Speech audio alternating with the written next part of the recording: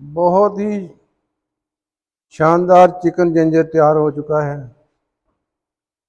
मिलेंगे अगली बेहतरीन रेसिपी के साथ। मेरे चैनल को सब्सक्राइब कीजिए, लाइक कीजिए, दोस्तों में शेयर कीजिए और दुआओं में याद रखें।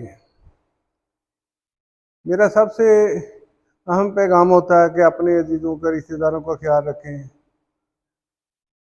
वालिदैन की खिदमत करें, वालिदैन का ख़ास तौर पर ख्याल रखें।